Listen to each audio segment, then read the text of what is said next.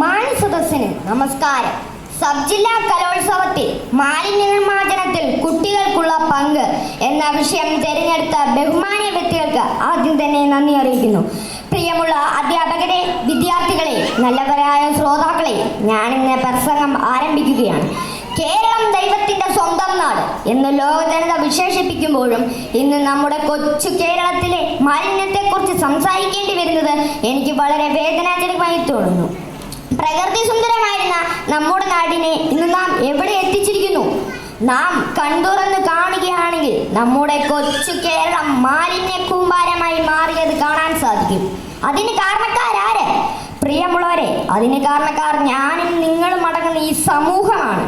ഇത് വരും തലമുറയോടും നമ്മുടെ സുന്ദര ഭൂമിയോടും ചെയ്യുന്ന കൊടും പാപമാണ്. അതുകൊണ്ട് നമ്മുടെ നാടിനെ മാലിന്യമുക്തമാക്കേണ്ടതുണ്ട്. അതിനുവേണ്ടി നമുക്ക് കുട്ടികളിൽ നിന്നും കുടുംബങ്ങളിൽ നിന്നും തുടങ്ങാം.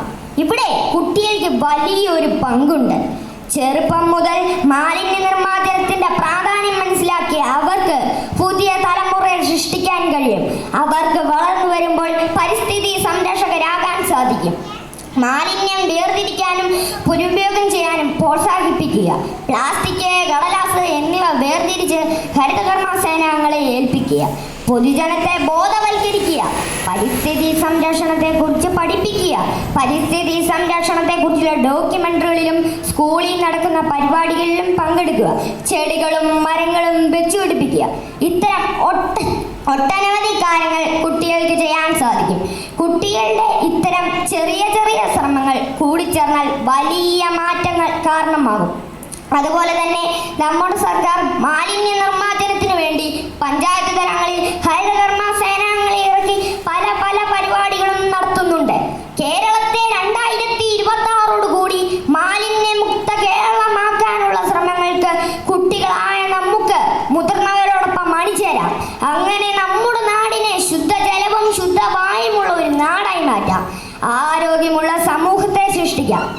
പ്രിയമുള്ളവരെ, 17ാം നൂറ്റാണ്ടിൽ നമ്മളുടെ ഇടയിലേക്ക് കടന്നു വന്ന പ്ലാസ്റ്റിക് എന്ന ഭീകരൻ ഇന്ന് നമ്മളറിയാതെ നമ്മളെ കാർന്നു തിന്നുകൊണ്ടിരിക്കുകയാണ്. ഈ പ്ലാസ്റ്റിക്കുകളുടെ കൂടുതൽ വർധനവ് കാരണം നമ്മുടെ നാട്ടിലെ പല പല രോഗങ്ങൾ തുടക്കം കുറിക്കുകയാണ്. പ്രിയമുള്ളവരെ, അതുകൊണ്ട് നമ്മൾ കൊച്ചുകുട്ടികൾ യാത്രാവേളകളിൽ കഴിക്കുന്ന ബിസ്ക്കറ്റുകളുടെയും മിഠായികളുടെയും കവറുകൾ പൊതുവഴിയിൽ വലിച്ചെറിയാതെ ശേഖരിച്ച് വീട്ടിൽ കൊണ്ടുവന്ന് ഹരിതകർമ്മ സേനാംഗങ്ങളെ ഏൽപ്പിക്കുക.